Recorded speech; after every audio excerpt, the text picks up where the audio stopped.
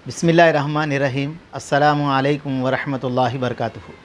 अल्लाहुम्मा सल्ली अला मुहम्मद व अला आलि मुहम्मद कमा सल्लैता अला इब्राहीम व अला आलि इब्राहीम इन्नका हमीदुम मजीद।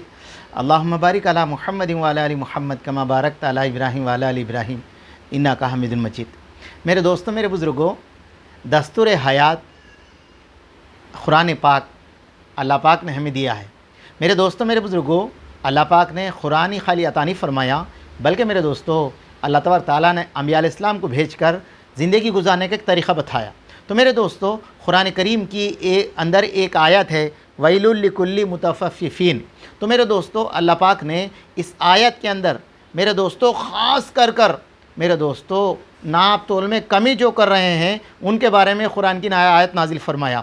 बड़ी ख़राबी है उन लोगों के लिए जो नाप तोल में कमी करते हैं। तो मेरे दोस्तों, मेरे बुज़ुर्गों, अल्लाह पाक ने मीज़ान जो रखा है, मेरे दोस्तों मीज़ान का नाम क्या है? फरमाया तराजू को कहते हैं मीज़ान। और मेरे दोस्तों, दुनिया के अंदर तराजू बनाए अल्लाह, आखिरत में भी तराजू बनाए। इंसान के अमाल मेरे दोस्तों वहाँ पर तोले जाएंगे। उसलिए हर अल्लाह के नबी ने फरमाया, अगर किसी की एक नेकी निकल गई तराजू के अंदर भारी हो गई, मेरे दोस्तों वहाँ पर एक फ़रिश्ता खड़े होकर ऐलान कर देगा, फ़लाँ की औलाद, फ़लाँ का बेटा, फ़लाँ ख़ानदान वाला वो कामयाब हो गया। तो मेरे दोस्तों, मेरे बुज़ुर्गों, तराजू को अल्लाह पाक ने आखिरत के अंदर हशर के मैदान में रखा, दुनिया के अंदर भी रखा। दुनिया के अंदर हर वो काम मेरे दोस्तों मीज़ान के साथ होता, हर वो काम। तो मेरे दोस्तों, उसके ऊपर एक ऐसा मैं वाक़या सुनाने वाला हूँ जो इबरत का मुक़ाम है। मेरे दोस्तों, आज अगर कोई मिर्ची तोलने वाले हैं तो मेरे दोस्तों 10 किलो को फरमाया, वो 5 किलो को मेरे दोस्तों 5 किलो को 10 किलो बना कर दे रहे। प्याज तोलने वाले हैं दोस्तों, फरमाया 10 किलो को मेरे दोस्तों 5 किलो बना 5 किलो 10 किलो को 5 किलो को 10 किलो बना कर दे रहे। तो मेरे दोस्तों, इसी तरह मैं बुरा मत समझो ये बात का, हर मामले के अंदर तोलने के अंदर मेरे दोस्तों आज उम्मत का बहुत बड़ा तबका इसको एक कारीगरी समझ रहा, इसको एक फ़न समझ रहा मेरे दोस्तों, मगर अल्लाह पाक ने उसके अंदर ख़राबी कहा है। उसके ऊपर मौलाना उमेज़ नदवी साहब ने एक वाक़या लिखा है ज़ियाउल इल्म के अंदर। तो मेरे दोस्तों, वो वाक़या ये है कि फरमाया यूपी के इलाके के अंदर फरमाया एक बच्ची फरमाया कॉलेज के अंदर पढ़ा करती थी, मुसलमान सहेलियों के साथ रहा करती थी। अब वो मुसलमानों के साथ रहने से उनका खाना पीना, बैठना उठना, उनका बात करने का सलीक़ा, उनका मिलने जुलने का तरीक़ा, उनके घरों का माहौल, मेरे दोस्तों, मेरे बुज़ुर्गों, वो बच्ची को पसंद आया। वो गैर मुस्लिम थी, उसे पसंद आया। उसने मेरे दोस्तों उनके साथ रहते हुए फरमाया उसकी सारी चीज़ें पसंद करने लगी, और वो भी बच्ची इसी तरह करने लगी जिस तरह मुसलमान बच्चियाँ अपने साथ करते हैं। तो मेरे दोस्तों, वो अपने बाप के पास आई, आकर कहने लगी, अब्बा मैंने एक फ़ैसला किया है, मैं आपसे शेयर करना चाहती हूँ। बाप मेरे दोस्तों बच्चे को पास बिठा कर पूछा, अम्मा बता तेरी क्या ख्वाहिश है? कहा, अब्बा मेरी ख्वाहिश ये है कि मैं इस्लाम कबूल करना चाहती हूँ। अब मेरे दोस्तों, बाप ने उसको बच्चे को बिठा कर कहा, बेटी याद रखना, मैं तेरे को फर्स्ट से LKG से लेकर मैंने PhD तक जो तालीम पढ़ाई है, मैंने तुझे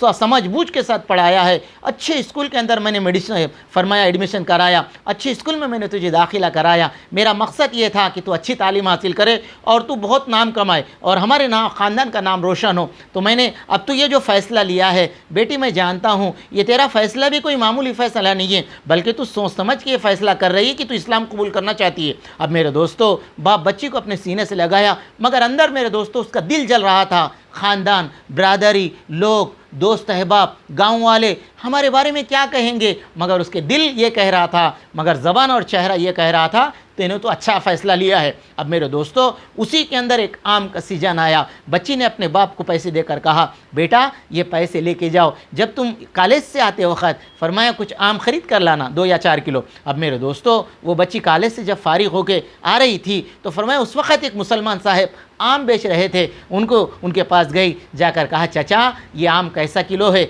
उन्होंने आम के ये किलो भाव बताकर मेरे दोस्तों, मेरे बुज़ुर्गों, आज ख़ास कर मेरे भाइयों, अल्लाह हमें माफ़ कर दे, डज़न मौज़ ले रहे, 8 मौज़ अच्छे रहते, 4 मौज़ सड़े हुए डाल देते।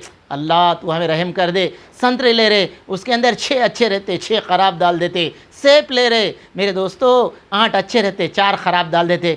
अल्लाह के वास्ते दोस्तों, उम्मत का नाम कितना बर्बाद हो जा रहा, कितना बदनाम हो रहा कि एक आदमी मुसलमान है और मेरे दोस्तों वो धोखा देता है। सड़े हुए आम, अंगूर, सेब ऐसे बनता है, मेरे दोस्तों 50-100 रुपये की खातिर अब उन्हें आम ले ली। अब मेरे दोस्तों घर को लाते ही बाप ने कहा बेटी उसको पानी में डाल दो। जब पानी में उन थैली खोल कर डाल रही थी तो वो सड़े हुए आम थे दोस्तों। बाप ने कहा बेटी तुमने जो आम लाए हैं ये सड़े हुए आम लाए? नहीं अब्बा मैं तो आम अच्छे देख कर लाई थी। कहाँ से लाई हो? मुसलमान चाचा बेच रहे थे वहाँ से ली। बोले जाओ बेटी ये थैली में प्याक करो, जाकर वो वापस कर दो। अब मेरे दोस्तों मेरे बुजुर्गों वो बच्ची गई जाकर कहने लगी चाचा अभी थोड़ी देर पहले मैंने आपके पास आम लिया था, आपने सड़े हुए आम इसके अंदर डाल दिया। तो वो चाचा जो थे ना मेरे दोस्तों मेरे भाइयों वो चाचा नहीं थे, धोखेबाज चाचा थे। इस्लाम के मानने वाले थे मगर इस्लाम को फॉलो करने वाले नहीं थे, चलने वाले नहीं थे। अब मेरे दोस्तों उन्होंने वो बच्ची से कहा बच्ची मैं तुझे नहीं जानता,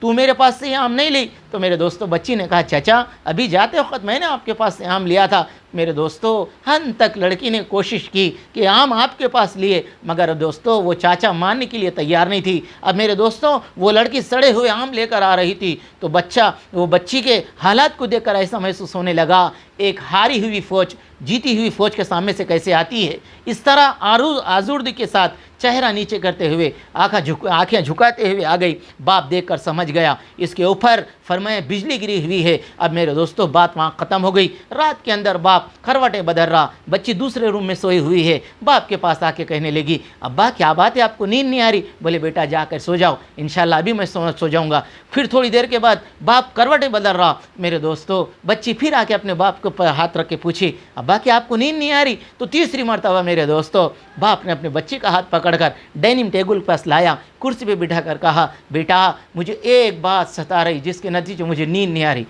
बेटी ने कहा अब्बा वो बात क्या है तुम मुझे बताओ। तो मेरे दोस्तों वो बाप कहने लगा बेटी मैंने तुझे आला तालीम दी, करोड़ों रुपए की जायदाद जमा करके रखा, मैं ये चाहता हूँ कि तेरी अच्छी शादी हो, तेरे को अच्छा घर मिले, तुझे कर लेने वाला तुझे खुशी में रखे, तुझे कोई गम ना दे। हज़ारों खुशियाँ तुझे यहाँ मिली, लाखों खुशियाँ जो तेरे ससुराल में मिले, मेरी ये ख्वाहिश थी। मगर बेटी तू देख तू एक अजनबी से शादी करना चाहती थी, मैं तुझे इनकार नहीं करा मगर आज देख 100 रुपये की खातिर चाचा ने जो है ना तुझे सड़े हुए आम दे दिए। मेरी बेटी मुझे इस बात का गम है करोड़ों की दौलत लेकर तू जब उसके घर को चले जाएगी वो सारी दौलत अपने नाम पे कर लेगा, फिर उसके बाद में तुझे खड़े बाज़ार के अंदर कहेगा तेरा मेरा कोई रिश्ता नहीं। मुझे इस बात ने सताई, सारी रात मुझे नींद उड़ गई। अब मेरे दोस्तों मेरे बुज़ुर्गों बेटी ने बाप की दर्द भरे आवाज़ सुनकर कहा बेटी सब अब्बा जान मैं आपसे वादा करती हूँ, मैं ये सोच रही थी कि इस्लाम को छोड़कर मैं हमारे मज़हब को छोड़कर इस्लाम कबूल कर लूँगी।